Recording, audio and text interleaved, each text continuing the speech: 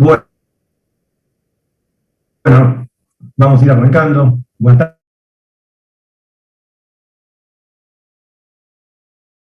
tardes. Estábamos viendo principios. Si mal no recuerdo, terminamos con principios de rentabilidad. No sé si quedó alguna duda de eso, y no pasamos directamente a lo que es el principio número 3, que es principio de primacía de la realidad. Bien, yo esto es lo que alguna vez lo he comentado, quizás al pasar viendo otro tema, pero el principio de primacía de la realidad nos dice, el derecho del trabajo, que lo que le importa al derecho del trabajo no es lo que las partes digan que es el negocio jurídico o el acto jurídico, sino lo que realmente pasa en la realidad. ¿Qué quiere decir esto? Es lo que yo le explicaba. Ustedes pueden contratar a alguien, firmar un contrato que dice que es un contrato de prestación de servicios, establecer que se trata de un contrato civil y que no tiene naturaleza laboral, que las dos partes son plenamente conscientes, que dan fe de ello, todo lo que quieran escribir, pongan todo lo que quieran.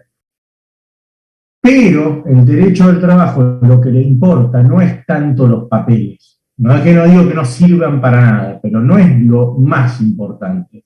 Sino lo más importante es qué pasó en la práctica, qué pasó en los hechos. Por eso es el principio de primacía de la realidad. Porque nos interesa ver qué pasaba. A ver, ¿qué es lo que pasaba ahí? La persona iba todos los días, cumplía el horario, le pagaban una vez por mes, le pagaban siempre el mismo monto, estaba sujeto a órdenes e instrucciones de otros. Entonces, lo que hay ahí, más allá que las partes hayan dicho que había un contrato de locación de servicios, lo que hay ahí es un contrato de trabajo.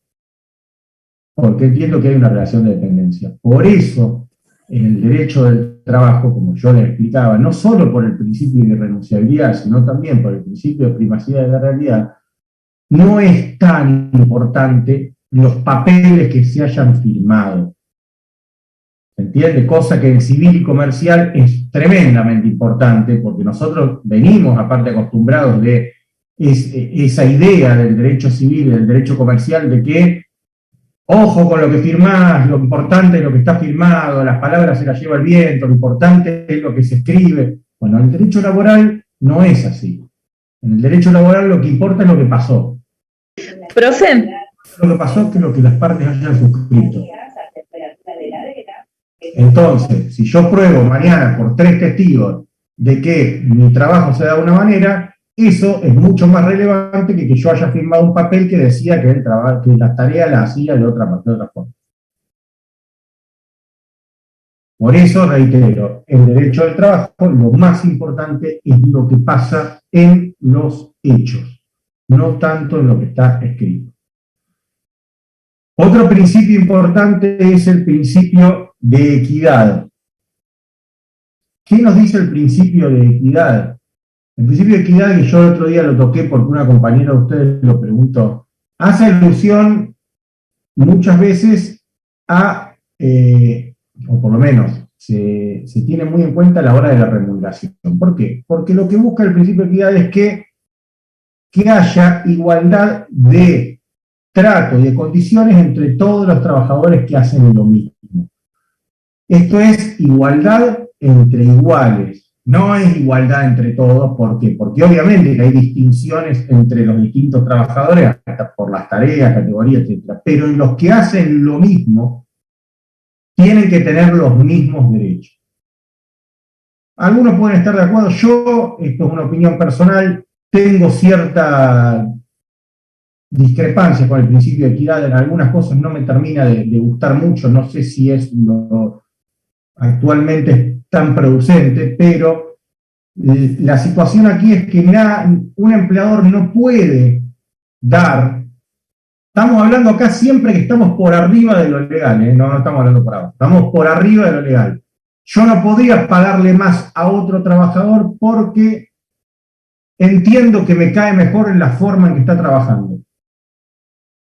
O sea, yo le puedo pagar más en tanto y en cuanto haya algún factor de tipo objetivo o mesurable objetivamente que hace que determine que pueda ganar más. Por ejemplo, obviamente, si trabaja, por ejemplo, a comisión o hay un plus por tantas unidades vendidas, eso es fácil de determinar. Es una razón objetiva. Ahora, todo el mundo sabe que hay cosas que no pueden ser medidas o no son mesurables, sino que tienen que ver con actitudes, formas, en las cuales quizá hay ciertos trabajadores que demuestren cierto esmero que otros probablemente no lo tengan. Bueno, eso es difícil hoy de generar distinciones, o por lo menos premios, en tanto y en cuanto no haya un factor objetivo que determine que un trabajador tiene más derechos que otro. ¿La experiencia, profe, puede llegar a variar eso? Estamos hablando siempre de trabajadores de convenio, de una misma categoría, o sea, no estamos hablando de gerentes, de gente fuera de convenio. Técnicamente la experiencia no, después están los adicionales también son objetivos, por ejemplo, adicional por antigüedad, los que más antigüedad cobran más, pero por una cuestión de que los convenios colectivos establecen un adicional que cada tantos años cobran, la mayoría de los convenios, cobran un porcentaje más del básico por el concepto de antigüedad. Pero técnicamente la experiencia yo no la podría remunerar, no la podría darlo en potencial, porque esto es muy discutido también, ojo. No podría remunerar a un trabajador de mayor experiencia si hace lo mismo que otro trabajador que tiene menos experiencia.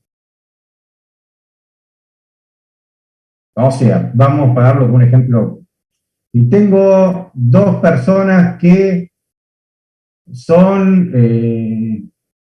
manejan un autoelevador, hacen lo mismo, todo el día manejan un autoelevador, pero hay uno que lo hace, si se quiere, con más cancha que el otro, por lo menos lo hacen parecido, pero uno tiene más experiencia, a mí me da más seguridad, no podría pagarle más que al otro, porque los dos hacen lo mismo. Tiene que haber una razón objetiva, o por lo menos que se pueda hacer mesurada, para que yo pueda hacer una diferencia entre dos trabajadores que hacen las mismas tareas.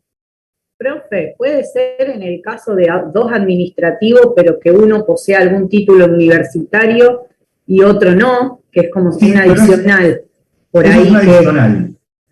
Eso es un adicional y existe en la mayoría de los convenios, adicional por título, adicional por antigüedad, adicional, también está el por asistencia perfecta, adicional por, después manejo de PC, hay un montón, según el manejo de caja, según ahí el convenio. Yo me refiero, sacando los adicionales, sino que el principio de equidad, lo que plantea es eso, que dos trabajadores que hagan las mismas tareas no pueden tener, por ejemplo, distinta remuneración o distinto trato. Mientras yo no tenga algo que pueda ser cuantificable objetivamente, o que hagan distintas tareas, o que haya una mayor productividad o laboriosidad, pero que pueda yo probarlo, no podría, reitero, darle más derechos o mejores derechos a uno sobre el otro. Reitero, no necesariamente tienen que estar de acuerdo, puede que sí, puede que no, pero la realidad es que está, y que es así. Profe, antes de que siga le hago una consulta, porque Sí. entré unos minutitos tarde. En la clase pasada dimos el principio de irrenunciabilidad, Sí. y ahora estamos dando el principio de equidad. ¿En el medio dio alguno más? Sí. ¿O Sí, arrancó hablando? Principio de primacía de la realidad. Después cualquier cosa, una pequeña reseña, pero es muy fácil. Bien. Principio de equidad, bien. Principio de no discriminación e igualdad de trato. Gastón, una pregunta. Sí. Sí, en el caso del principio anterior, el de equidad, ¿te referís más o menos a algo, por ejemplo, que si ves a un trabajador que el compromiso o todas esas cosas que no se pueden medir, estarías en falta si lo estarías compensando como empleador? Más que en falta, pero lo que sí, si se quiere en falta con respecto al otro, o sea, el otro trabajador te puede reclamar que le des lo mismo a él. Ah, está bien, perfecto. Puede traducirse en remuneración o puede traducirse en otros derechos. Supongamos que uno le diga, yo te voy a dar 3 días más de vacaciones porque considero que este año hiciste mayor esfuerzo, mayor dedicación de tu parte que los demás. El resto podría decir, yo quiero tener los mismos 3 días que le diste a él. Ah, está bien, se entiende. ¿Entiendes? Eso le iba a preguntar, si solamente tiene que ser remunerado o no, puede ser por otra, o sea, otro beneficio. Pero Puede ser otro beneficio. Por eso el principio de equidad habla de que hay que mantener una equidad entre los trabajadores que hacen la misma función. bien, y si yo lo pacto antes de empezar a trabajar en un contrato, por ejemplo, que quiero 21 días de vacaciones cuando me corresponden 14. Bueno, ahí es un problema del empleador, ¿por qué? Y ahí vuelvo a lo mismo, es un tema muy discutible. Yo estoy, particularmente en mi caso, tengo un par de expedientes con ese tema y que están en una de las salas de la Cámara hoy, pero por ejemplo los jueces de primera instancia han entendido que ahí, bueno, el caso no es tan así, tiene algunas particularidades, pero que por más que vos hayas hasta pagado por error algo, le tenés que mantener igual al otro, aunque por error le haya, porque uno puede pagar mal, y en virtud de lo que nosotros hablamos, del principio protectorio, del derecho adquirido, uno tiene que después mantener esa situación, porque no la puede modificar. Bueno, ¿qué pasa con los que ingresan nuevos? Y uno puede plantear, bueno, pero el que ingresa nuevo no podría reclamar algo que yo le pagué mal por error y tuve que mantener como derecho adquirido. Sin embargo, se plantean reclamos por esto. Y ahí entra, bueno, toda una suerte de discusión, y es una discusión teórica bastante importante, hay corrientes para ambos lados. Pero si vos pactaste individualmente con un trabajador de convenio de una categoría X, que le va a pagar 100, y la categoría dice 70, y los que ingresan a los otros vos les pagás 70, es muy probable que, no te digo el primer día, pero a los 2 o 3 años tengan un reclamo de los otros y quieren cobrar lo mismo que el que cobra 100. Basándose en este principio, porque van a decir que hacen lo mismo, cumplen las mismas tareas, en los mismos lugares, todo igual y cobran menos. Profe, ¿puede repetir el principio, el último que nombró? ¿El principio de equidad? ¿Esto? No, el que iba a empezar a comentar. ¿Cómo se llama? El principio de no discriminación e igualdad de trato. El principio de no discriminación e igualdad de trato establece algo que es un principio en realidad común en muchas materias. Obviamente que está prohibido todo tipo de discriminación por cuestiones económicas, políticas, religiosas, sindicales, de color, raza, etc. Al mismo tiempo, la igualdad dice que todos tienen derecho. Acá ya nos vamos a una cuestión como la de equidad que tenía más que ver con la remuneración, sino que hablamos, por ejemplo, en lo que muchas veces se ha discutido en la actualidad, que es la paridad de género, por ejemplo, que tienen que estar en igualdad tanto hombres como mujeres. En realidad tienen que estar en igualdad todos, de cualquier sexo, credo, raza, por lo menos tienen que tener igualdad de trato. Acá yo siempre hago una aclaración porque a veces los medios no están bien informados de todo. Pues uno va a escuchar en los medios que dicen los hombres ganan más que las mujeres. ¿Es eso verdad o no? Yo te voy a decir, es verdad en una parte y no es verdad en otra. Si ustedes van a los convenios colectivos de trabajo, no van a ver que las mujeres ganan menos que los hombres. No existe. Además, no hay diferencia por si es hombre o mujer en cuanto a la remuneración. No existe ningún convenio. No, todos ganan lo mismo, según la remuneración se determina por la categoría, no por el sexo que tiene la persona. No hay mayor o menor remuneración por tenga tal o cual sexo. O sea, en ese punto no es real. Ahora bien, el derecho laboral no se agota en lo que es trabajos de convenio, están los fuera de convenio, y sobre todo en los puestos de dirección, gerenciales, altos mandos, donde ya ahí las remuneraciones son pactadas, donde ahí sí ya hablamos de una cuestión más de mayor paridad negocial entre las partes, donde se sientan el empleador y el director, el gerente, y le dicen, mira, yo pretendo para este puesto ganar esto, si no, no me interesa. Ahí es real, y es verdad, que en el promedio de los cargos directivos, no solo que hay más hombres, sino que los hombres ganan más. Tendencia se fue reduciendo con los años, pero que todavía es así. Por eso quiero hacer esa aclaración, porque a veces los medios, yo lo he escuchado, ahora dicen, los hombres ganan más que las mujeres. Desde ese punto de vista sí, pero no porque en un convenio colectivo establezca diferencia del sexo, no, eso no existe desde ya, así que ténganlo en cuenta porque, reitero, parecería que si ustedes mañana van a entrar a trabajar a una empresa, el convenio podría decir que los hombres tienen más derechos económicos que las mujeres, y no es así. No está en ningún convenio que yo conozco al menos. Lo que sí hay, reitero, en los cargos fuera de convenio, donde pactan libremente las remuneraciones, sobre todo en los cargos gerenciales y dirección de grandes empresas, hay mayoría hasta el día de hoy de hombres, y en promedio, según las consultoras que publican, los hombres tienen remuneraciones más altas. Tendencia que se ha ido equiparando con los años, hoy no es tanta la diferencia, como tampoco es tanta la diferencia en cantidad de hombres y mujeres en puestos de dirección. Pero bueno, vale la aclaración para que ustedes lo sepan. Un tema importante del principio de no discriminación, que es un tema que yo lo doy cuando vamos de despido, pero anticipo desde ya que lo que existe no existe a nivel legal, pero a través de este principio, cuando digo legal, no existe positivamente, no está taxativamente en la ley de contrato de trabajo lo que se denomina despido discriminatorio. Sin embargo, existe como creación jurisprudencial basado en este principio.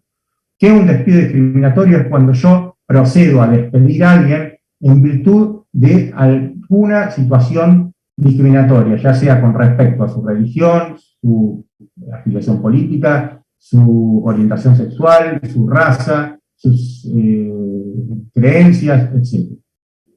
Si yo despido a alguien y se me prueba o se acredita que ese despido obedece a una situación de discriminación, ese despido se considera nulo.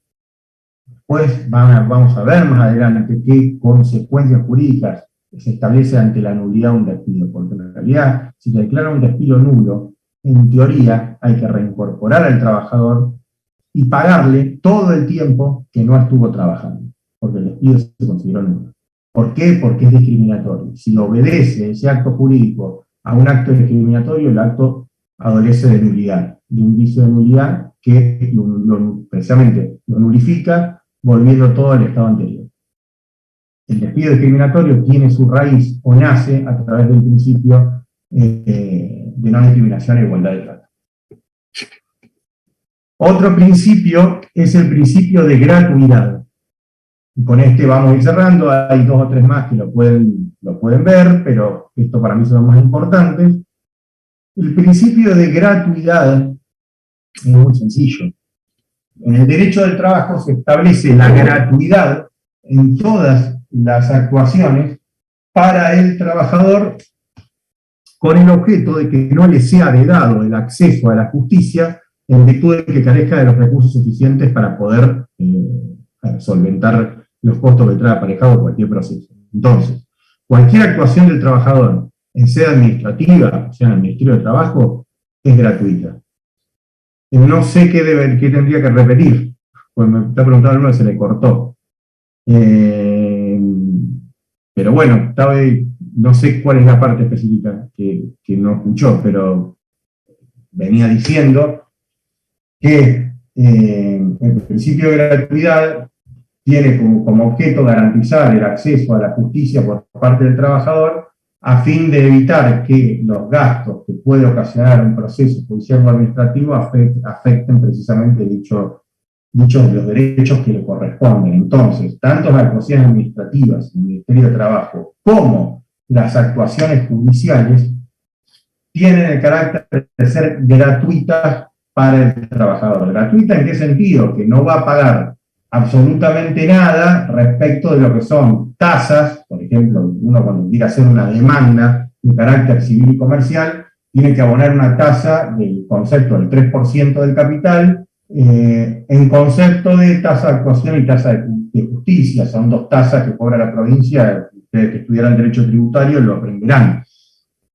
En estos casos el trabajador no abona, ese es un 3% del capital que se reclama, no lo abona el trabajador porque está exento de pagarlo, por lo menos para acceder a la demanda.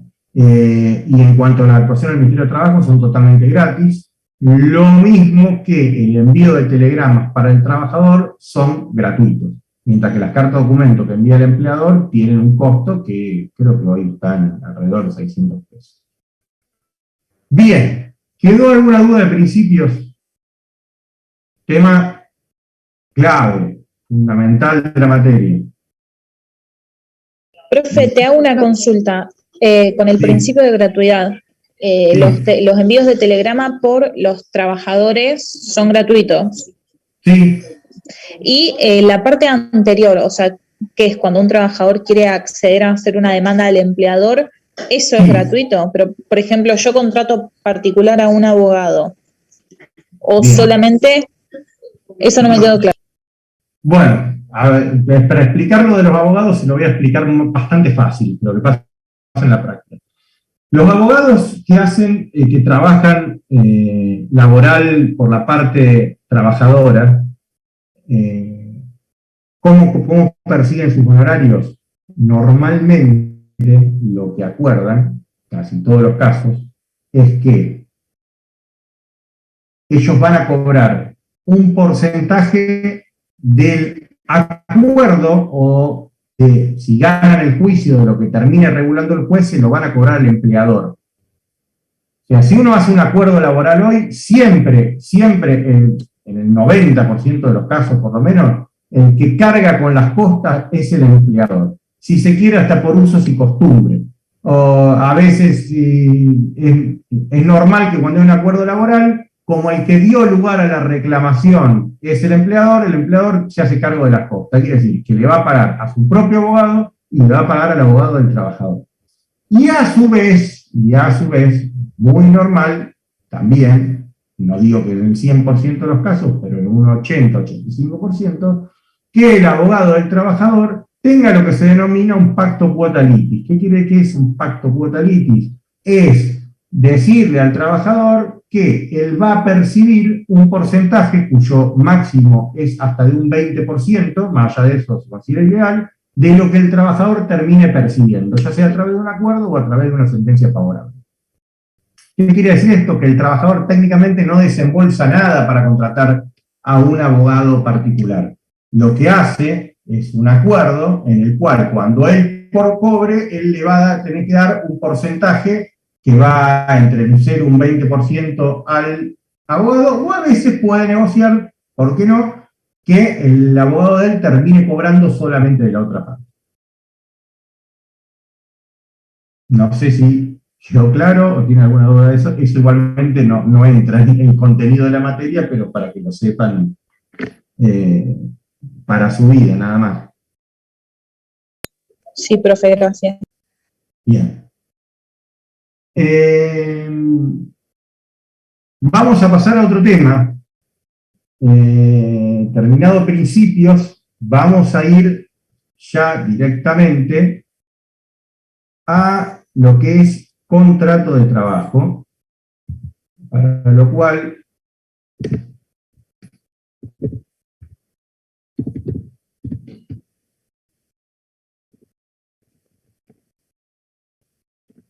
siempre les voy a decir, chicos, todo lo que sea leyes, búsquenlo por Infoley, porque va a tener el texto actualizado y no van a tener problemas.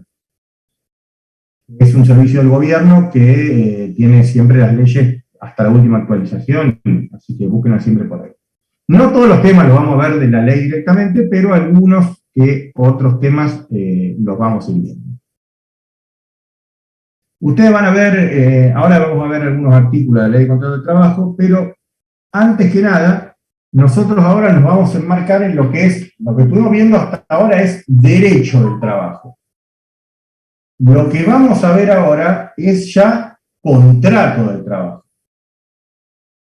Bien.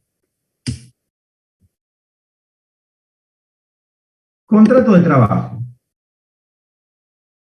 Yo les voy a pedir a ustedes que lean atentamente el artículo 21 y el artículo 22 de la ley de contrato de trabajo. Los leo rápido y después lo vamos a ir desglosando. Habrá contrato de trabajo, cualquiera sea su forma o denominación, siempre que una persona física se obligue a realizar actos, ejecutar obra o prestar servicios en favor de la otra y bajo la dependencia de esta, durante un periodo determinado o indeterminado de tiempo, mediante el pago de una remuneración. Sus cláusulas en cuanto a la forma y condiciones de la prestación quedan sometidas a las disposiciones de orden público, los estatutos, las convenciones colectivas, los laudos con fuerza de tales y los usos y costumbres. 22. Habrá relación de trabajo cuando una persona realice actos, ejecute obra, preste servicio a favor de otra, bajo la dependencia de esta, en forma voluntaria y mediante el pago de una remuneración, cualquiera sea el acto que le dé origen. Primer punto. Vamos al artículo 21 de vuelta. Contrato de trabajo. Habrá contrato de trabajo. Lo primero que nos dice es cualquiera sea su forma o denominación.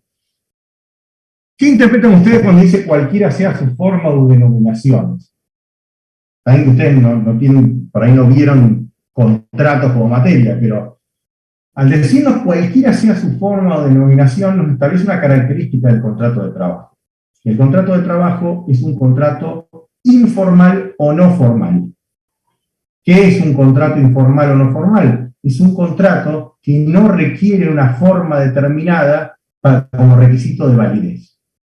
No tiene que tener forma en particular. Por eso dice, habrá contrato de trabajo, cualquiera sea su forma o denominación. Siempre que una persona física se obligue a realizar actos, ejecutar obra o prestar servicio. Ya nos está anticipando que debe haber una persona física que es la que se obliga a realizar actos, se obliga a ejecutar obras o se obliga a prestar servicio. O sea, no puede haber una persona jurídica que se obligue a realizar actos, ejecutar obras o prestar servicio. Pregunto, ¿ustedes saben la distinción entre persona física y persona jurídica?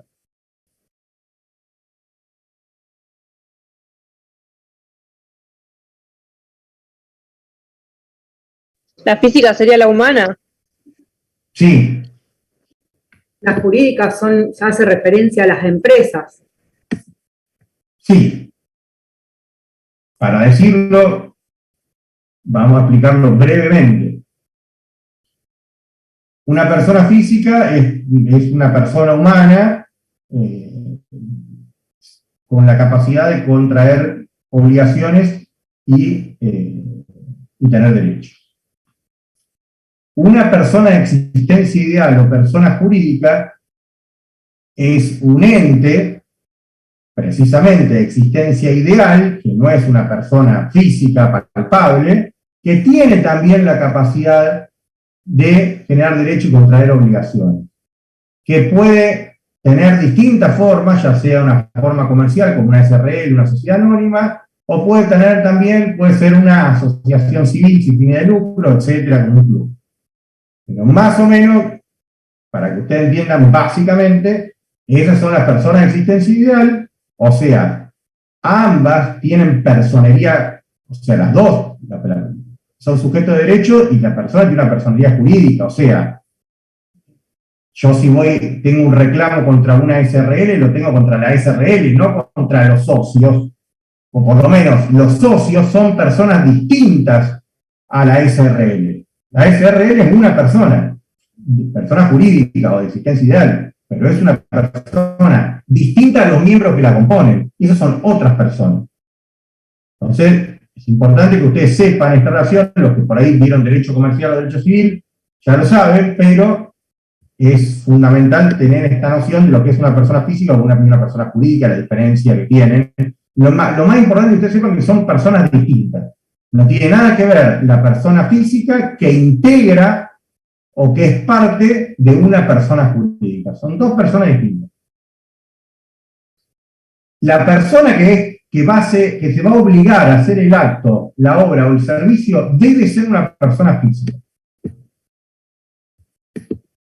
Ahora bien, estos servicios en favor de la otra y bajo la dependencia de esta, que es lo que nos está determinando acá el carácter de la relación de dependencia, de que esta obra, este servicio o este acto se va a hacer bajo la dependencia, o sea, bajo una relación de dependencia. Si no tuviera esta frase, yo no sabría si es un contrato de trabajo o un contrato de locación de servicio. Porque en un contrato de locación de servicio también hay una persona que se obliga, también después es una persona jurídica, pero hay una persona que se obliga a realizar una otra y la otra le va a pagar por eso un precio. Pero lo importante y la distinción es que es bajo la dependencia de esto.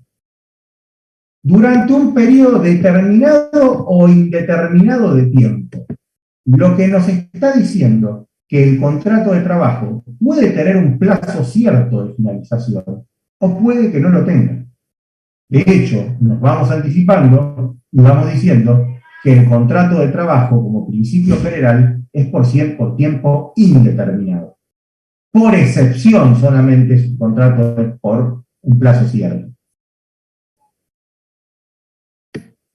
Mediante el pago de una remuneración, ¿qué es esto? Es la contraprestación que hace quien recibe estos servicios, esta obra o este acto, debe pagarle a la otra parte, que es el trabajador, una remuneración. Después veremos todas las características que tiene la remuneración. Por eso, claro, no dice una suma de dinero, no dice un precio, no dice un canon, dice una remuneración. Sus cláusulas en cuanto a la forma y condiciones de la prestación quedan sometidos al orden público. El orden público nos lo está dando el principio de renunciabilidad, el orden público laboral, los estatutos, las convenciones colectivas, los laudos de fuerza de Estado y los usos de costumbres. En realidad lo único que están nombrando acá son fuentes. ¿Qué quiere decir? Que el contrato de trabajo individual va a quedar sometido a lo que establezca el orden público laboral, a lo que establezca el convenio colectivo, a lo que establezca el laudo oral de importancia, los usos y costumbres. ¿Por qué? Porque no va a poder el contrato individual estar por debajo de, por ejemplo, lo que diga un estatuto, lo que diga la convención colectiva, lo que diga el orden público laboral. Ahora bien, cuando vamos al artículo 22, relación de trabajo, ¿qué vemos? Habrá relación de trabajo cuando una persona realice actos, ejecute obra o preste un servicio a favor de otra, bajo la dependencia de esta en forma voluntaria y mediante el pago de una remuneración, cualquiera sea el acto que le dé origen. Y yo les pregunto a ustedes ahí, ¿qué distinción ven entre el artículo 21 y el artículo 22? ¿Por qué están estos dos artículos que parecen decir más o menos lo mismo? Porque aclara lo de voluntaria, que lo realiza en forma voluntaria. Porque en el 21 no lo menciona eso y podría estar obligándose coactivamente. En realidad... ¿Por el tipo de persona? Primero respondo lo que dijo tu compañero. Es verdad que voluntario lo dice el segundo y no lo dice el primero, pero el primero lo presupone en el sentido siguiente. Si no fuera voluntario y fuera coaccionado o estuviera de forma coactiva o a través de una coerción, no estaríamos técnicamente ante un contrato porque había un vicio en la voluntad de una de las partes. Estaríamos en otra situación. Porque directamente no sería parte, como yo le dije, no sería parte del derecho del trabajo, sería parte del derecho penal. En todo caso, si a alguien le ponen un arma y lo obligan a hacer un acto, una obra. Con lo cual, o lo obligan a obligarse a hacer algo, etc. No es esa la distinción. No sé si se dan cuenta cuál es. Profe, lo de la relación de trabajo es ponerle cuando, no sé... Se escucha muy bajo. Perdón, ¿se escucha bien ahí? Que no subo el volumen. A ver, ahora. ¿Se escucha? Sí. Que ponerle sería cuando ponerle dos empresas se prestan servicio entre sí, o un monotributista le presta servicio en relación de trabajo, digamos, ¿no? No viene por ahí. Puede tener que ver con la materialidad. ¿Con? Puede ser, profe, por el tema de las cláusulas, ¿o no? No, tampoco. Por el origen Como... que al final de los actos, obras y servicios. No. En realidad. Profe. Sí. Puede ser que en el contrato es un contrato de derecho y la relación de trabajo es un contrato de hecho. A ver, creo que tenés la idea bien, pero fue mal expresada. La idea está bien y entiendo lo que vos estás diciendo, y ahora lo voy a explicar, pero no fue la forma en realidad no es esa la forma de decirlo porque no hay un contrato de derecho y un contrato de hecho. Lo que sí hay, que lo que nos está diciendo, uno de los caracteres del contrato de trabajo, yo no lo nombré a propósito para poder ver esta distinción, es que el contrato de trabajo es de carácter consensual.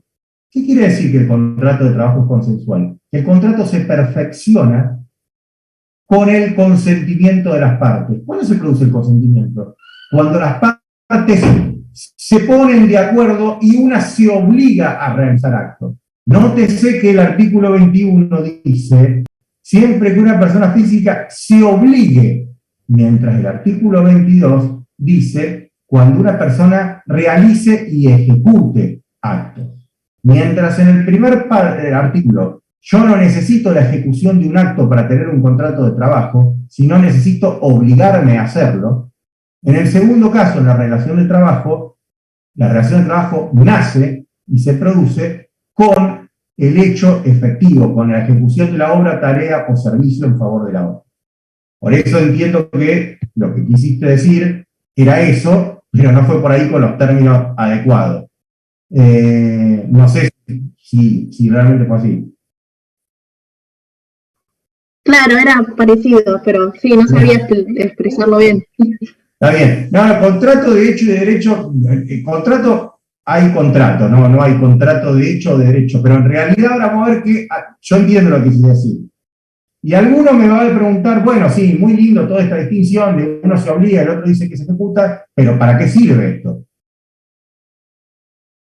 ¿Por qué sirve? Porque, vamos a ver el artículo 24, saltemos al artículo 23. ¿Qué dice el artículo 24? Efectos de contrato de trabajo sin relación de trabajo. Los efectos del incumplimiento de un contrato de trabajo antes de iniciarse la efectiva prestación de los servicios se juzgarán por las disposiciones del derecho común, salvo lo que expresamente dispusiera esta ley. O sea, que mientras no haya una ejecución de obras o prestación de un servicio, el incumplimiento de un contrato de trabajo va a estar regido por el derecho civil y no por el derecho laboral. Ojo, porque acá hay una distinción importante. Por última parte, el artículo 24 dice que este incumplimiento dará lugar a una indemnización que no podrá ser inferior al importe de un mes de remuneración que se hubiere convenido o la que resulte de la aplicación del convenio colectivo de trabajo correspondiente. Lo que nos dice el segundo párrafo del artículo 24 que el incumplimiento que diere lugar a una indemnización, y ahora esto lo voy a explicar ahora en el módulo que viene, mínimamente, lo vamos a valorar en un mes de la remuneración pactada o un mes de lo que le hubiera correspondido según la categoría de convenio. Mínimamente. Ahora, no, me desconecto, nos volvemos a conectar y explicamos esto un poco mejor para que se entienda.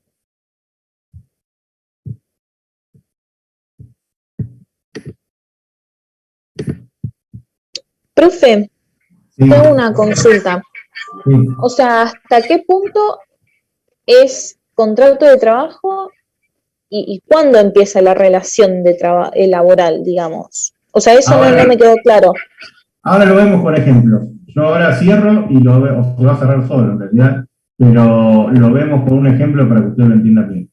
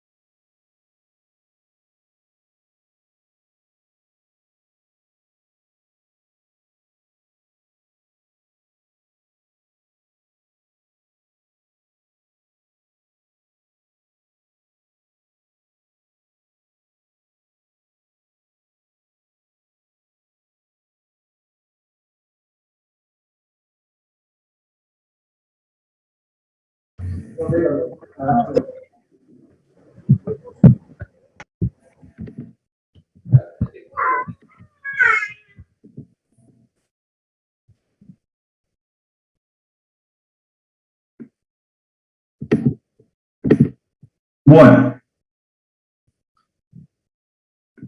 entonces, a ver, ¿cuándo hay contrato de trabajo y cuándo hay relación? Yo voy a tener un contrato de trabajo, vamos a un ejemplo. Imagínense que hay alguien que está buscando trabajo, trabaja en una empresa de gerente, está buscando trabajo para tener mayores ingresos o un panorama distinto.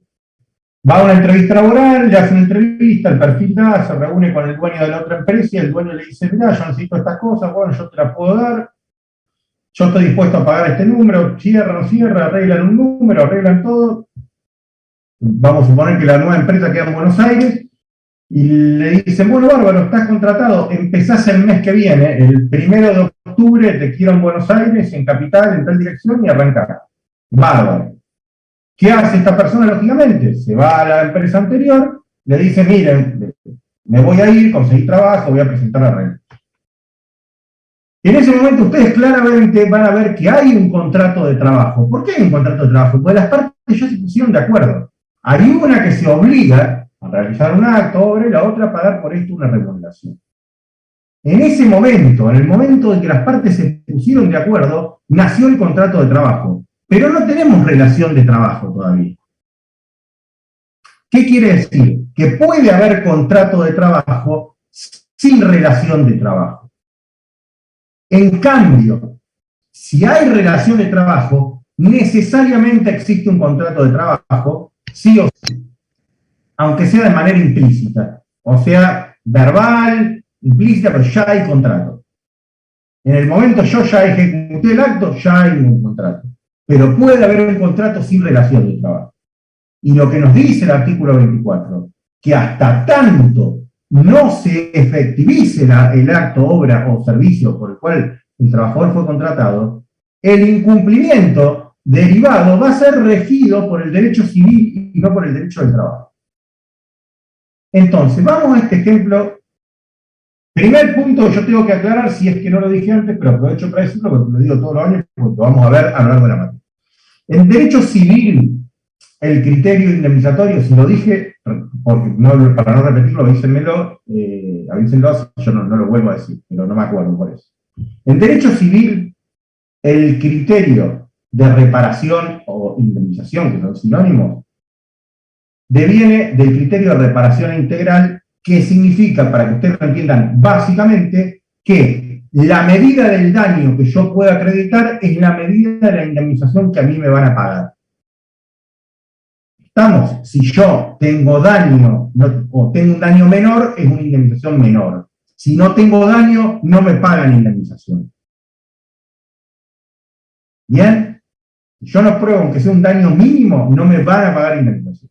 Eso es derecho civil. Y cuanto más daño pruebe, más grande va a ser la indemnización. En derecho laboral, sobre todo en lo que es indemnizaciones por extinción del contrato de trabajo, no se aplica el criterio de reparación integral, sino que se aplica un criterio tarifado, o sea, es una indemnización que prescinde, o por lo menos presupone la existencia de un daño, presupone que existe tal o cual daño y hace una fórmula matemática o establece una indemnización tarifada. O sea, va a prescindir del daño efectivamente real que sufrió esa persona. No le va a interesar. Va a pagar un monto tarifado. Entonces, como vemos, la indemnización por extinción de un contrato en materia civil dista mucho de lo que es en materia laboral. Incluso en civil se pueden pactar cláusulas penales, se puede hacer un montón de cosas. En laboral el principio es tarifado.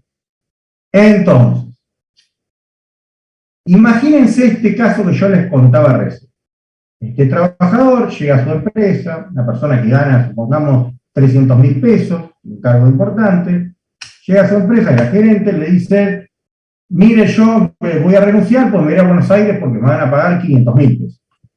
Bueno, bárbaro, mejor suerte en tu vida, la persona renuncia, cambia a sus hijos de colegio, inscribe un colegio en Buenos Aires, alquila un departamento en Buenos Aires, se van todos a Buenos Aires con la familia, y faltando 3 días para que entre a trabajar, lo llaman y dicen, tenemos un problema. ¿Qué pasó? No, que el gerente que se iba a retirar, al final no se va a retirar el que teníamos, así que la verdad no te voy a necesitar en la empresa. Ustedes imagínense esta situación, el daño y la magnitud del daño que sufrió la persona. La persona renunció a su empleo, cambió a su hijo de colegio, mudó a su familia y se quedó sin trabajo. Ese daño va a estar, se va a reparar en virtud del derecho civil. ¿Por qué? Porque la persona no había efectivizado tareas. Entonces el derecho civil ahí va a decir, bueno, ¿qué daño tuvo esta persona? Tuvo un daño muy grande, hubo una reparación muy grande. Ahora, fíjense qué hubiera pasado si la persona hubiera trabajado un día. Si la persona hubiera entrado a trabajar, hubiera estado 1, 2, 3 días trabajando, ahí ya se aplicaba el derecho al trabajo. ¿Qué podría haber hecho el empleador ahí? Por ejemplo, lo vamos a ver más adelante, extinguir el contrato por periodo de prueba. ¿Y cuánto le hubiera pagado? 15 días de preaviso, los 3 días de trabajo y nada, y la vacación del saco proporcional, que no son nada por 3 días. O sea, hubiera pagado y muchísima plata menos que si lo sacaba antes. ¿Por qué? Porque se aplica el derecho al trabajo. Entonces, es importantísimo que sepan que, ¿para qué está esto? Para saber desde qué momento aplicamos el derecho del trabajo y cuándo no. El derecho del trabajo se empieza a aplicar a partir de que existe relación de trabajo. Antes puede haber contrato, pero no se aplica el derecho del trabajo. Si hay un incumplimiento, se aplica el derecho civil y comercial. Salvo, el derecho civil, ¿verdad? Salvo, lo único que se mantiene es la pauta del segundo párrafo del artículo 24, que dice que la indemnización que tenga que cobrar mínimamente va a ser de un mes convenido. Pone como un piso.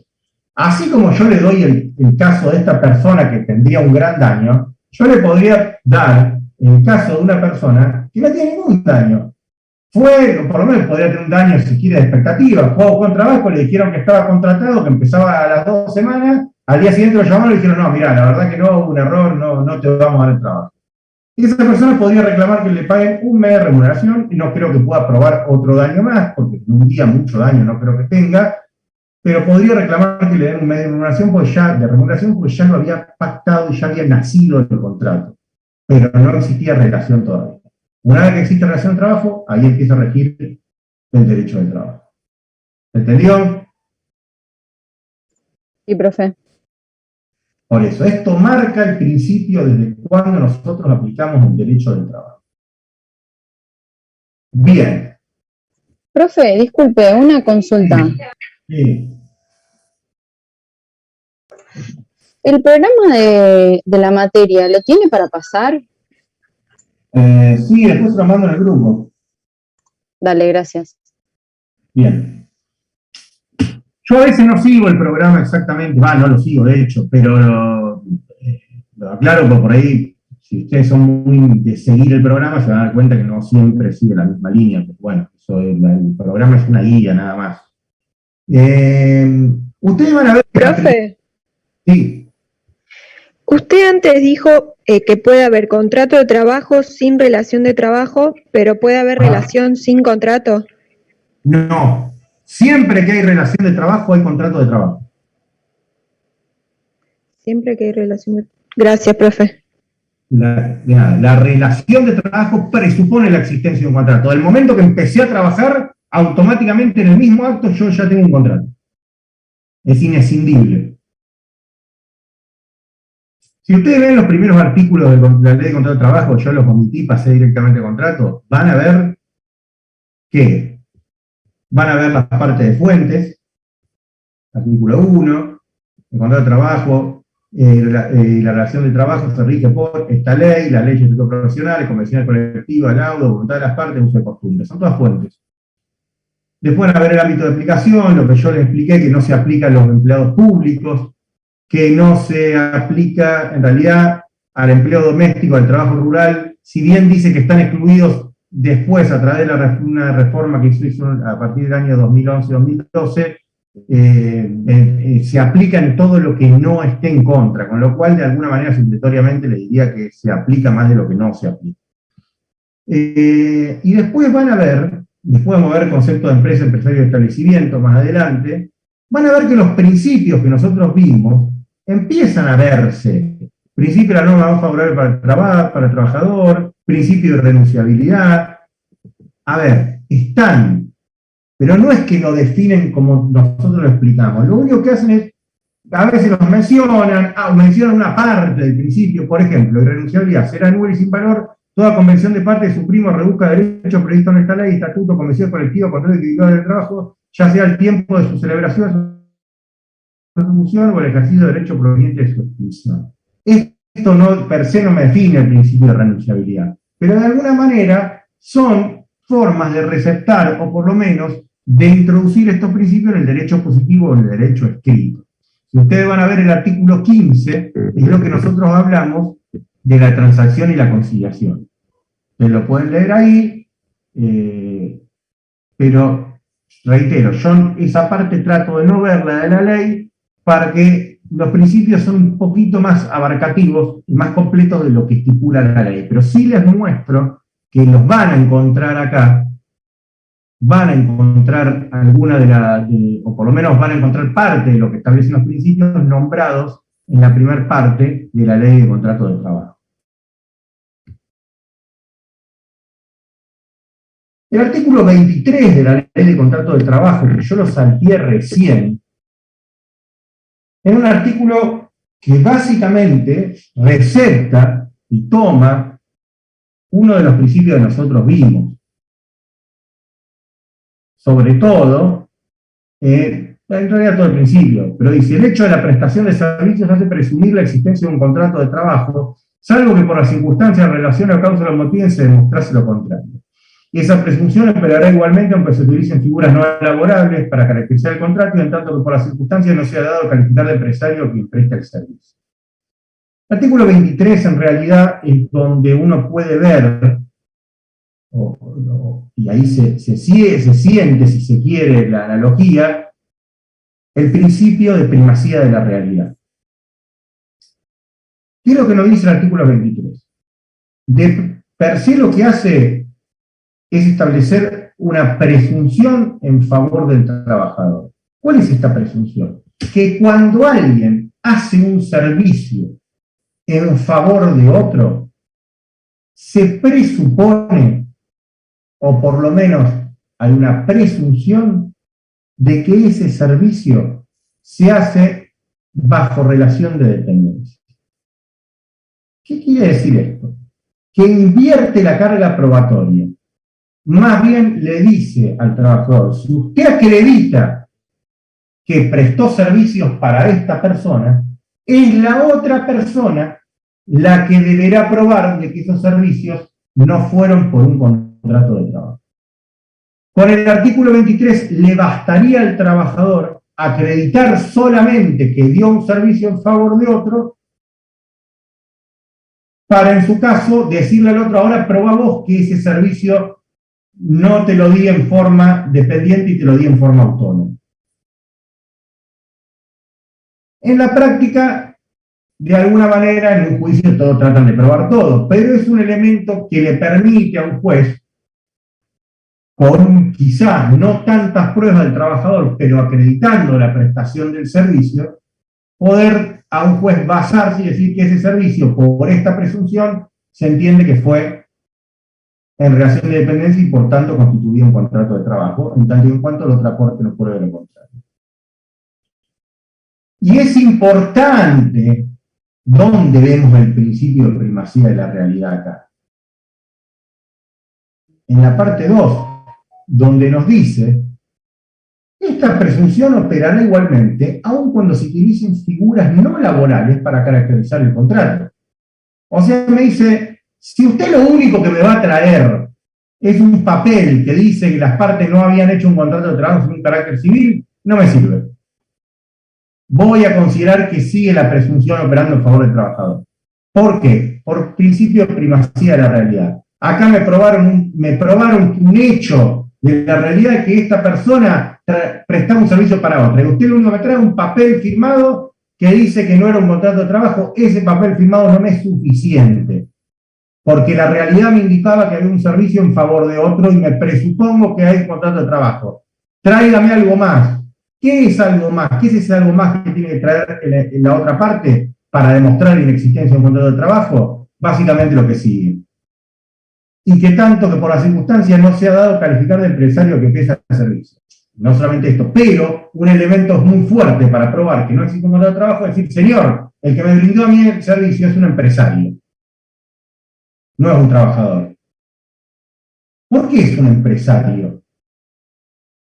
Fíjese por qué es un empresario, señor juez, porque esta persona tiene, esta persona que dice que trabajaba para mí como jardinero mío, en realidad tiene una empresa de jardinería, viene con una combi, con 3 empleados, que vienen y me hacen todas las plantas 3 veces por semana, y ahora esta persona dice, además de eso, tiene un establecimiento en calle tal, con un cartel, está inscrito en AFIP, como autónomo, tiene los empleados su nombre, tiene su propia herramienta, y viene cuando dispone.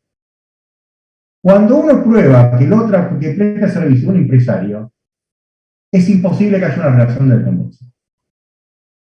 ¿Qué dice la ley de contrato de trabajo en relación a empresas y empresarios? ¿Qué es una empresa? Para que ustedes entiendan el concepto según la ley. Pues la ley diferencia muy claramente empresa, empresario y establecimiento. La empresa lo tienen que entender como un empréstito. Cuando decimos un preempréstito nos referimos a algo inmaterial, a una organización de medios materiales e inmateriales,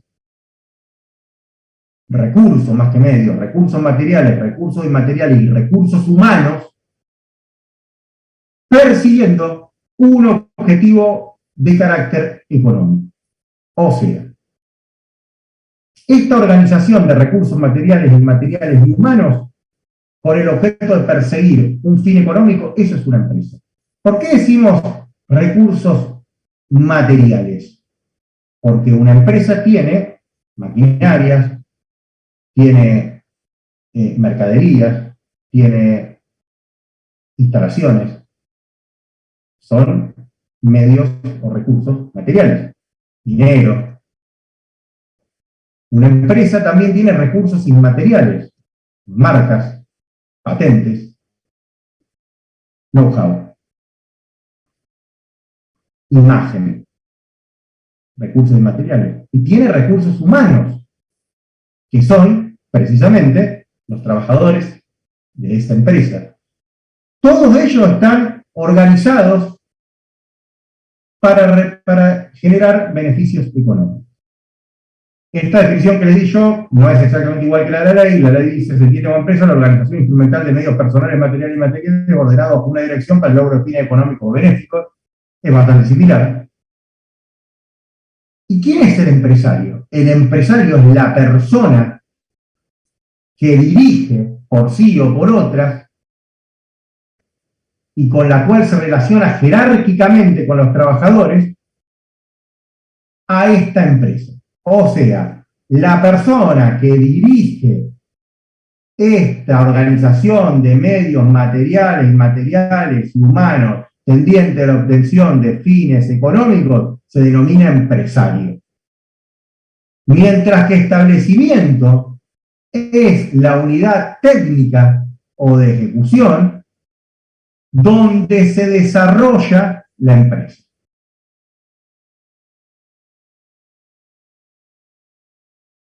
Espero que hayan entendido el concepto de empresa, empresario y establecimiento, porque va a servir para ver otros temas que vamos a ir viendo. Entonces, cuando yo puedo calificar a quien me está brindando este servicio como empresario, claramente esta persona no está dando un servicio en forma dependiente, sino que la está haciendo en forma autónoma. No es que yo solamente tengo que probar que la otra persona es empresario. Puedo probar que la otra persona es autónoma sin necesidad de ser empresario, porque puede ser una persona autónoma sin tener una empresa.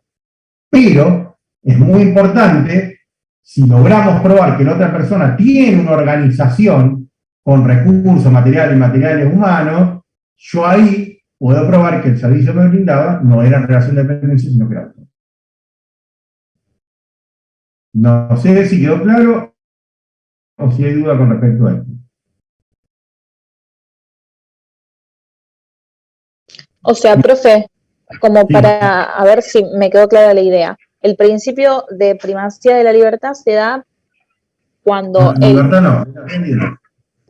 o sea, el empleado puede utilizar cualquier prueba que no necesariamente laboral para probar que realmente trabajó ahí, y el empleador, como contrapartida a eso, puede decir que no era un empleado sino un empresario o algo así.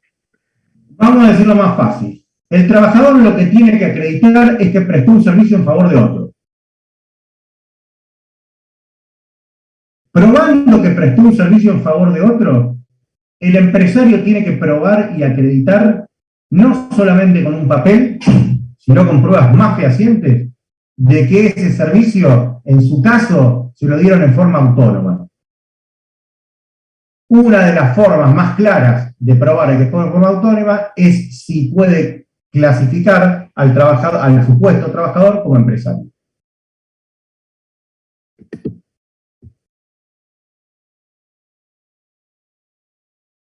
Sí, igual tercerización lo vamos a ver, no necesariamente es tercerización. Si yo contrato, estoy leyendo lo que preguntó Lautaro, si yo contrato a alguien, reitero, vamos a un ejemplo, yo puedo contratar a un jardinero para que me haga el jardín de mi casa, venga todos los días, 3 veces por semana, o puede venir todos los días y hacer cosas distintas en el jardín, pero un jardinero está dentro de empleo doméstico. Esa persona está en relación de dependencia. Lo contrato, viene, trabaja de jardinero, se va, le paga una remuneración, etc. O puedo contratar a una empresa que hace jardinería. Si yo contrato a una empresa que hace jardinería, no va a haber relación de dependencia, claramente. Porque contrato, por ejemplo, a los arbolitos SRL, que viene servicio de jardinería. Obviamente, ya estoy contratando a una persona jurídica. Imposible hacer un contrato de trabajo. Fantástico. Ahora, ¿qué pasa cuando yo contrato a Juan Pérez Jardinería y Juan Pérez me viene y me hace un planteo que yo en realidad lo contraté con un contrato de trabajo y demuestra que él venía, hacía determinados trabajos en mi casa? Yo ahí podría demostrar que en realidad Juan Pérez no era Juan Pérez Jardinería, Juan Pérez venía, me mandaba a veces a uno, mandaba a veces a otro, a veces venía él, venía con su camioncito que decía Juan Pérez, tenía su propio local, venía con sus maquinarias, está inscrito en la FIP como autónomo. Entonces, Juan Pérez tiene una empresa, no es Juan Pérez está haciendo un trabajo en forma personal y en relación de dependencia. Recuerden que el contrato de trabajo, o yo si no se los dije, aprovecho de decírselo, es un contrato, no debía haber dicho, que tiene la característica de ser intuito persona. ¿Qué es intuito persona o contrato personalísimo? Es aquel contrato que no puede ser ejecutado por una persona distinta del contratante. Y esto también es importante. O sea, en el contrato de trabajo, yo no puedo llamar a mi empleador y decirle, mire, yo no puedo ir hoy, va a ir mi hermano. No se puede. Eso podrá hacerse en todo caso en un contrato de servicio. Me contratan, para ese voy yo, a veces va mi hermano, a veces va mi primo, tenemos una organización, vamos, es otro tema. Pero si yo contrato a fulano, tiene que ir fulano, no puede mandar a otro. Esa es una característica fundamental de lo que es un contrato de trabajo. El ser intuito persona o contrato personalísimo. Pero bueno, no se vuelvan locos con lo del artículo 23. Lo que tienen que saber ustedes, lo más relevante es que el trabajador, probando que presta un servicio en favor de otro, se presume que hay un contrato de trabajo, salvo que la otra parte pruebe lo contrario. Y una de las formas de probar lo contrario sería acreditando que el trabajador tiene, en realidad no es un trabajador, sino que es un empresario. Bien.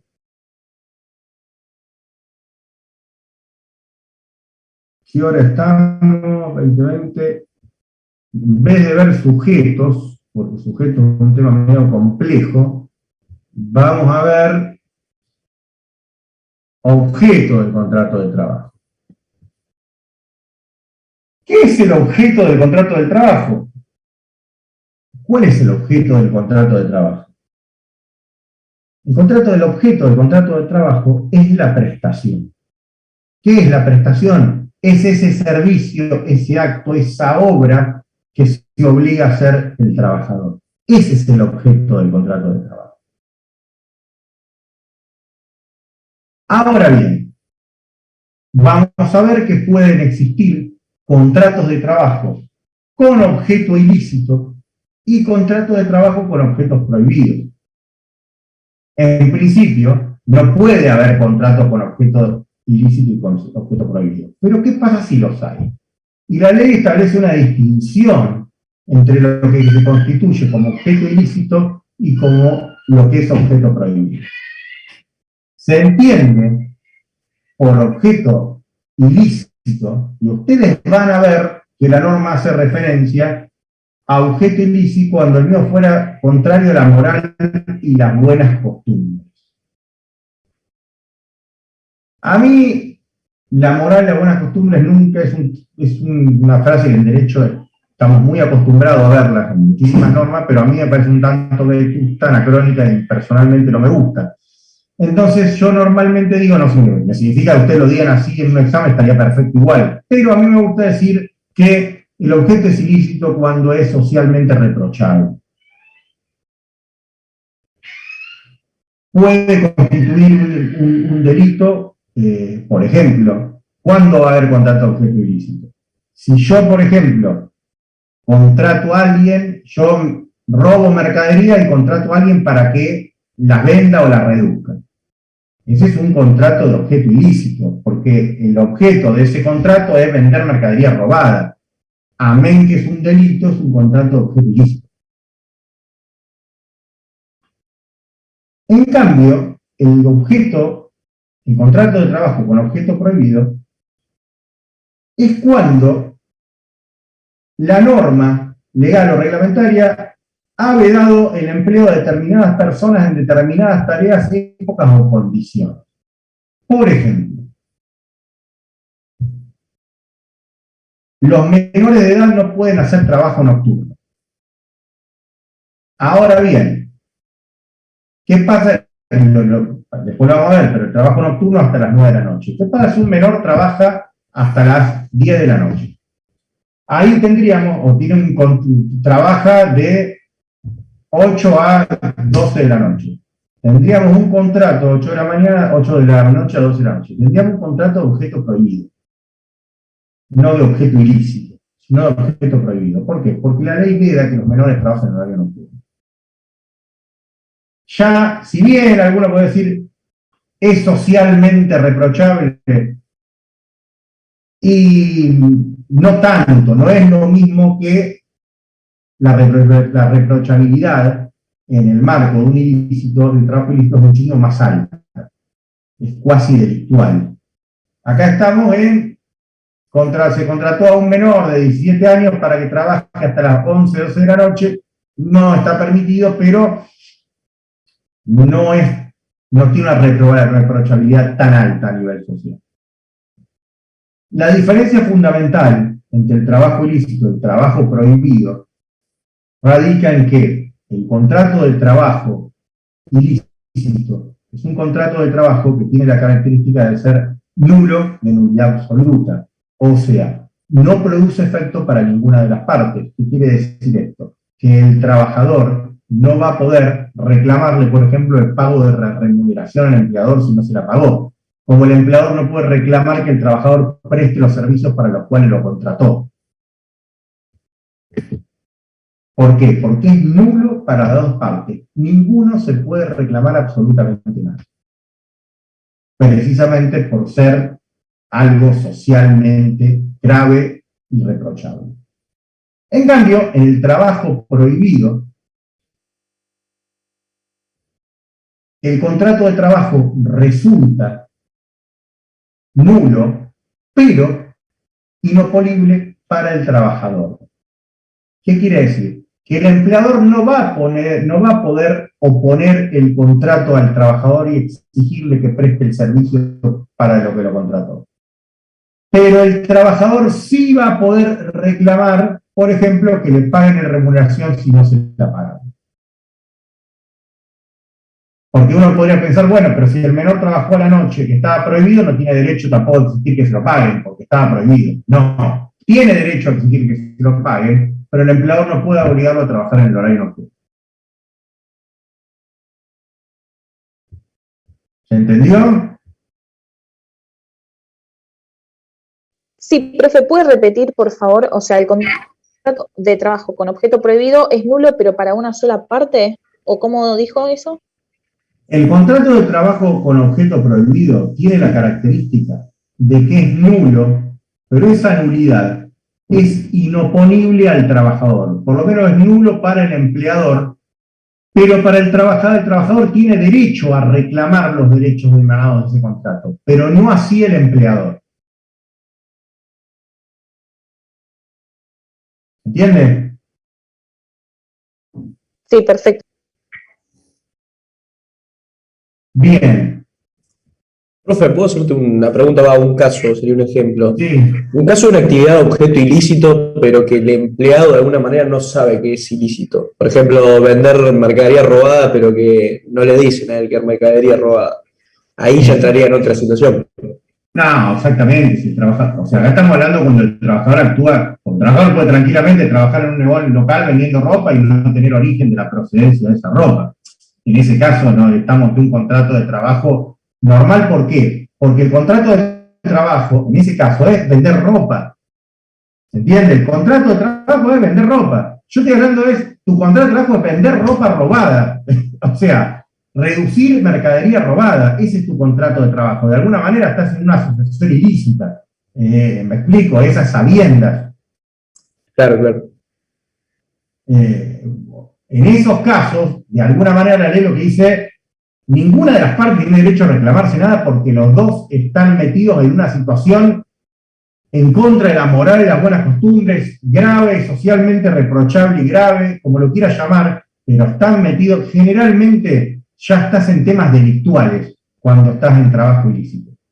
En contrato prohibido no son temas delictuales, son temas de los menores no pueden trabajar hasta la noche, o no se podía trabajar más de tantas horas, o está prohibido hacer horas extras y hicieron igual, en esa situación.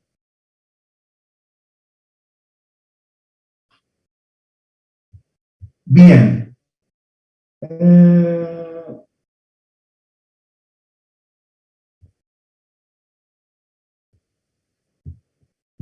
Quiero ver qué vemos ahora, pues no tenemos mucho tiempo, tenemos 6 minutos. De la forma y la prueba del contrato. ¿Qué es lo importante con respecto a la forma del contrato de trabajo? Lo importante respecto a la forma es que no tiene forma. Yo normalmente decía algo que me olvidé de decirlo este año, siempre lo digo primero, y este año me olvidé, cursado prueba de prioridad que me lo olvido, pero siempre les digo algo. Si yo les digo a ustedes, ¿qué se imaginan por un contrato? Y lo primero que ustedes me van a decir, normalmente yo esto lo hacía en vivo, y decía así, yo les pregunto rápido a ustedes, ¿qué es lo que primero les viene a la mente cuando yo les digo, ¿qué es un contrato? Decime qué es un contrato, rápido. Y la mayoría, en vez no les pide una definición legal, ¿qué es un contrato? Y lo que le viene a la mente cuando yo le nombro contrato es un papel con un encabezado, con un montón de cláusulas, y que las partes firman al final. Esa es la idea de un contrato que ustedes tienen. Y que no está mal, porque son, yo no sé si la mayoría, porque la mayoría de los contratos que tenemos en la vida no son de esa manera. Pero son la idea que el contrato, nos tenemos representada esa idea en la cabeza. Probablemente pues los contratos más importantes que tenemos en la vida se hacen de esa manera. Eso sí. Pero la mayoría de los contratos que hacemos en nuestra vida no. La mayoría de los contratos que hacemos en nuestra vida van a ser informales, van a ser verbales. Ustedes cuando van a un kiosco y compran unos caramelos o unos chicles, no hacen un contrato de compraventa de mercadería y lo firman. Le dan la plata y la otra parte le dan los caramelos y los chicles. Eso fue un contrato de compraventa de carácter civil. Incluso fue un negocio de consumo, de derecho del consumidor. Y eso es un contrato.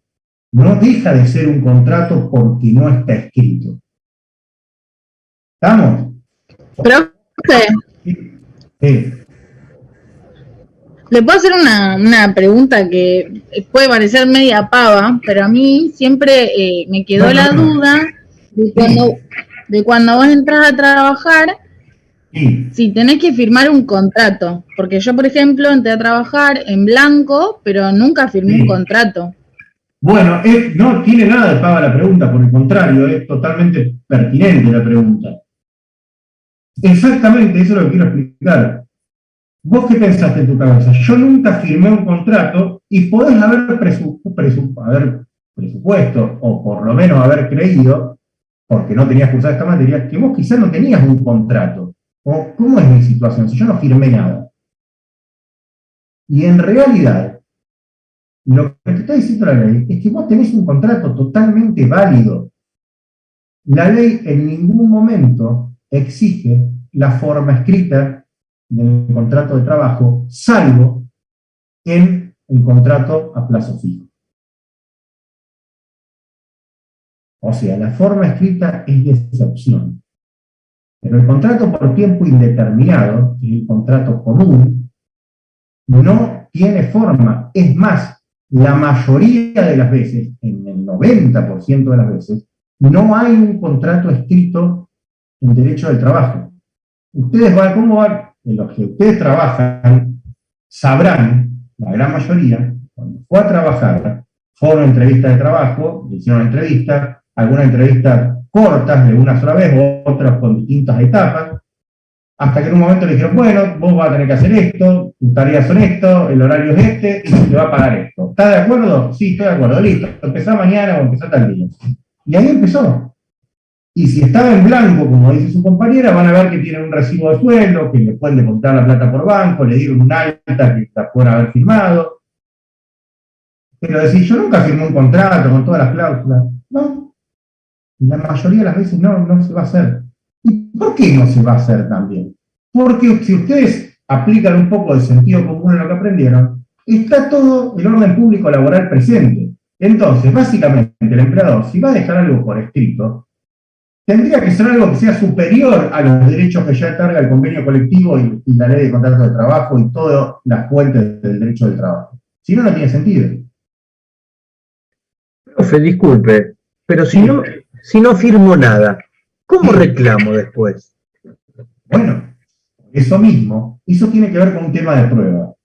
Por eso, una de las cosas que íbamos a ver, estamos por ver justo ahora, es que no hay que confundir la existencia del contrato con la registración del contrato.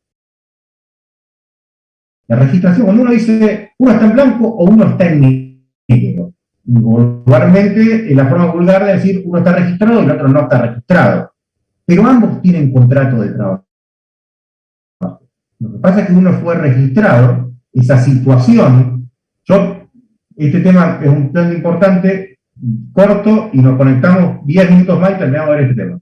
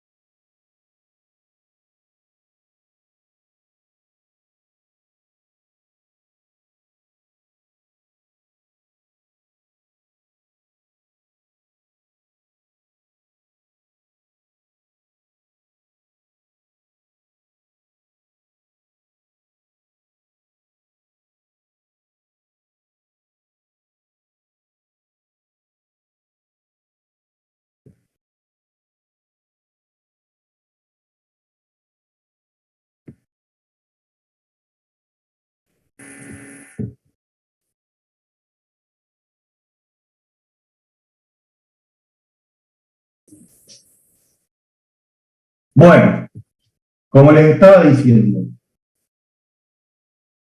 el contrato de trabajo, es más, yo se los podría preguntar a ustedes ahora. ¿Cuándo nace el contrato de trabajo? El contrato de trabajo, ustedes me tienen que responder, el contrato de trabajo nace desde que las partes se ponen de acuerdo en que uno va a hacer un acto, una obra, un servicio, y el otro le va a pagar un dinero. Perfecto. Ahí nació el contrato de trabajo. En ese momento.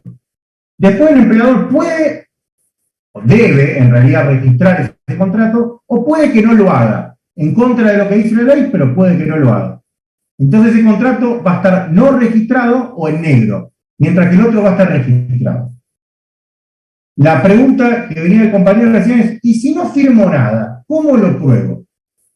Si está registrado, la prueba de la existencia del contrato surge de la misma registración. Si no está registrado y está en negro, es precisamente lo que el trabajador, cuando está en negro y reclama, debe acreditar en un juicio la prestación de ese servicio en favor de otra persona, y ahí entra un poco a jugar lo que dijo el artículo 23. ¿Cómo lo va a probar? Lo va a probar a través de cualquier elemento de prueba que permita los códigos de rito, los códigos procesales, testimoniales, informes, documentos, fotos, videos, etc. Normalmente la prueba más común para los trabajos en negro son los testigos. ¿Cuántos? 2, 3 testigos. Con 2 o 3 testigos que declaran bien claro que conocían, que veían a la persona, que veían lo que hacía, que veían cuánto ingresaba, ya es suficiente para acreditar un contrato de trabajo. Profe, Sí. si una persona está, o sea, no firmó ningún contrato ni nada y recién empieza en realidad a trabajar, hay muchos lugares, a mí me pasa, por ejemplo, yo arranqué a trabajar en un establecimiento público y hace poquito que arranqué, todavía no me blanquearon ni nada, pero ahí nosotros firmamos una planilla, un acta, en el horario que entramos y en el horario que nos vamos. ¿Eso sería una prueba? Vamos a aclarar algo. Vos me dijiste establecimiento público. Sí, una comuna, una municipalidad, por decir. Claro, trabajo público no está dentro de la ley de contrato de trabajo. Y ni siquiera dentro del derecho del trabajo, está dentro del derecho administrativo, que es laboral, pero el de empleo público tiene un régimen totalmente distinto al del derecho laboral, no es lo mismo. Ah, perfecto. Pero en el caso que en una empresa habría, hay lugares que tienen una tarjeta de acceso para poder entrar y que se registra la hora de entrada y la hora de salida. Exactamente, eso sería un elemento de prueba, entre otros. Yo no te digo que con eso solo vos vas a acreditar la existencia de una relación laboral, pero te va a apoyar a tu planteo si vos tenés una tarjeta de ingreso y se pide un informe a ese edificio de oficinas que acredita que tu tarjeta de ingreso entraba todo de lunes a viernes de 8 a 17 horas todo durante 3 años. Claro. Va a ser un elemento muy fuerte, favorable a tu persona, porque, bueno, así, ¿por qué esta persona iba durante 3 años, 8 horas por día a esa oficina? A ver, evidentemente algo estaba haciendo ahí. Eso, más un par de testigos, más otras cosas, y acreditan una relación laboral. Claro. Perfecto. Pero no quiero que se confundan, porque es muy común escuchar la siguiente frase. Estaba en negro, no hay contrato. No, eso es un error grave, pero grave, gravísimo en un examen. Gravísimo, porque es cuando yo digo, no me entendieron la materia. O sea, el contrato de trabajo, ustedes recuerdan, nace en el momento que una de las partes se obliga y la otra acepta. Ahí nació el contrato. Ahí nació el contrato. El derecho de trabajo se aplica desde que hay relación. A veces nacen coexistentemente, a veces se difiere en el tiempo la relación del contrato. Ahora, la registración del contrato de trabajo es otra cosa. El contrato registrado es aquel contrato que va a generar cargas sociales, o sea, va a generar aportes del trabajador y va a generar contribuciones del empleador. Mientras que el contrato no registrado no va a pagar nada porque no está registrado. Simple. O sea, no es que la gente no registra a alguien porque no tiene ganas, o no registra para no pagar. Es tan simple como eso. Y ese es el objetivo, si se quiere, de no registrar, de no pagar. Ahora, no es que porque uno no esté registrado no tiene derecho a reclamar el pago de una indemnización. Obviamente tiene derecho a reclamarlo y tiene derecho a hacer el planteo, pero lo va a tener que acreditar. Después ya a nivel de juicio es un tema de prueba. Ha pasado muchas veces que a uno le preguntan, bueno, yo tuve tal situación, etcétera, etcétera, pero, le digo, bueno, pero ¿usted tiene algún testigo? ¿Tiene algo? Ah, no, a mí nunca me vio nadie, nunca nada. Y bueno, ya está complicado a nivel probatorio. No digo que no tenga el derecho, ahora le va a ser muy difícil probarlo en un juicio. Sobre todo eso le pasaba mucho a el empleo doméstico en lugares donde no hay un edificio, no hay ningún lado, y no tenía elementos de prueba de alguien que la viera entrar, salir, que la conozca del barrio, que conozca su situación. Entonces, a veces el empleo doméstico es difícil de acreditar. No es fácil. Y en ese caso, profe, del empleado doméstico que está dando el ejemplo, ¿puede, con grabaciones, audio, foto del lugar donde va a trabajar, son pruebas? Todo es susceptible de ser prueba. Después la valoración que haga, yo aclaro esto, porque esto ya ahí me meto un tema procesal que ni siquiera es solo del derecho del trabajo, es un derecho procesal en general, que es la prueba. La prueba del derecho procesal, a veces uno parece simple y cree que tiene algo, pero yo tengo acá esta grabación donde se lo ve a tal haciendo tal cosa. Y te llega tal y te dice que yo no soy ese. Parte de las grabaciones en general que tienen no son de la mejor calidad, de las mejores cámaras. Yo no soy ese. Y bueno, es la palabra de uno contra la del otro, pero si el otro no reconoce que es, si uno no lleva otra prueba apoyando que es esa persona la que se ve en la imagen, esa prueba per se no sirve para nada. Porque imagínense, un juez que ve eso dice, él dice que no es, este dice que es, y yo a mí la verdad no tengo idea, veo una persona que va caminando y hace tal cosa, pero no me queda. Es muy difícil identificar fehacientemente a una persona, salvo que se le vea la cara, pero bien clara. No es fácil. Entonces, normalmente eso se tiene que apoyar a través de otras personas que reconozcan en la imagen a esa persona. Pero bueno, eso, yo no me quiero meter tanto en eso, todo sirve como prueba. Sirve. Pero después la valoración o no que haga el juez de las pruebas a veces también es una cuestión subjetiva. Para algunos jueces, quizá con las mismas pruebas, para algunos jueces es suficiente para acreditar algo y para otros no. ¿Me explico? También hay una cuestión de criterio subjetivo que tenga el juez. Pero bueno, reitero, esto es derecho procesal, no nos vamos a meter en ese tema porque nos vamos a ir por las ramas. Y si les gusta mucho eso, chicos, siempre les digo lo mismo, la Facultad de Derecho está abierta, se pueden anotar y es muy linda la carrera, pero me excede el marco de lo que